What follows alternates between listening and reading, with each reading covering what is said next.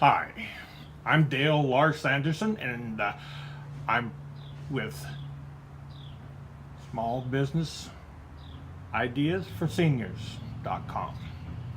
And normally I come to you from my office in Seguin, which is about 40 miles from here. But yesterday I had to come into San Antonio and have cataract surgery. I'm not going to talk about cataract surgery today. I'm going to talk about problems that seniors face that maybe some other people don't. And if you look around here, I'm in my backyard, and behind me you'll see some live oak trees, you'll see some palm plants. So it's a very fine day indeed. Now, today I want to talk about hearing loss, in that most of the seniors that I deal with have some hearing loss, including myself. I started losing my hearing when I was 14. I won't go into details today, but suffice to say it hasn't improved through the years, and it's gotten quite bad. My wife kind of acts as my interpreter, and that when she's with me, when there's other people around, I can always look at her and she will immediately say, "He said your fly's open." No, anyway, it's very important that she's there to help me. But there are other ways to deal with hearing loss. And first thing is to understand what causes it. Number one is trauma. I've been beat up. I've worked in a bad environment where I was exposed to loud noise over extended a period of time. I have ear blockage at times, and I've had infections of the ear, very severe ones, and I didn't do anything to prevent a lot of those things, which I should have done. Now, I'm not going to talk to senior citizens today about prevention, because if you already have hearing loss, it's probably too late to do much in the way of prevention, although there are some things you can do. Now, first thing I would say is if you've got some hearing loss, you probably ought to go see a doctor. I'm not here today to be given kind of medical advice, but if you go see a doctor, and the first time I went to a doctor about my ears was for an infection. He treated the infection. The next time I went was to get my ears cleaned out, to handle earwax.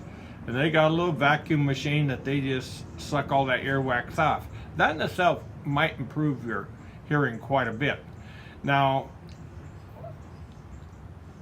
I take steps, and sometimes now without even thinking, is I always have to look at who I'm talking to. I think I fill in a lot of what people are saying by reading their lips. I'm not a lip reader, but I do manage to get some of that. Now, I've been tested, and I only hear 65% of what is said.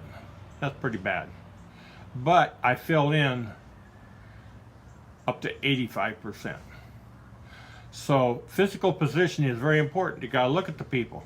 Also, if you're in a room, if possible, put your back to the noise. I remember I went to a horse clinic down in Oregon one time, and there was a raging river right by where they were giving this clinic, and I couldn't face the creek, or the white noise completely swamped me. I had to put my back to it. Also, sometimes if you put your back against the wall, right against the wall, it can help. But if you're a little bit away from the wall, it actually gets worse, because the original sound hits you, and then the bounce back from the wall can hit you. So you have to experiment a little bit and see which works best for you. And you can do some, in the line of prevention, you can do some things like simple earplugs. I happen to like the earmuffs better. They can just drown out everything. So if you're in a noisy environment, consider using those. And earwax removal, I've already talked about how the doctor can do that for you. I also use an earwax removal kit, which involves putting a solution in, soften up the wax, and then you take a bulb syringe and you flush that wax out of there. And that helps.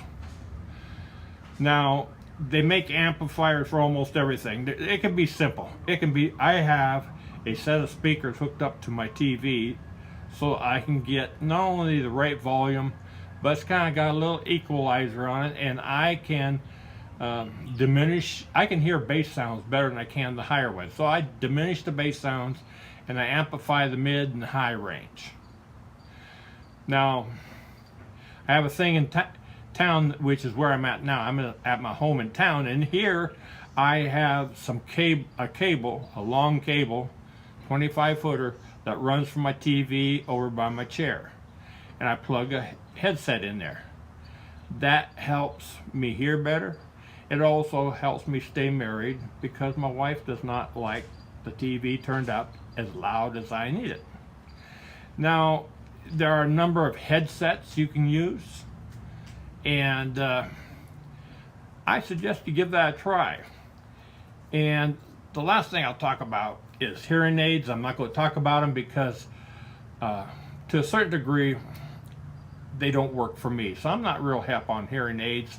However, I have done a little bit of research now on what they call hearing amplifiers. They're cheap. You can get them as low as 15, 20 bucks per ear, and I'm going to give them a try for some occasions. I found out for me, first of all, you know, you shell out $3,000 for a pair of hearing aids, and they quit working after a year and a half, and there's no warranty for them. So that's a lot of money to be thrown around, and plus, I can't handle anything in my ears for an extended period of time. So I can only wear them when I absolutely need them, and they just aren't very convenient for me. They might be convenient for you, and if you can handle them, they might be just a ticket. But go to a clinic that handles hearing aids. Okay, glad you were here with me today. I'm going to enjoy the rest of the sunny day here in San Antonio. This is Dale Lars Anderson. See you later on. Thank you.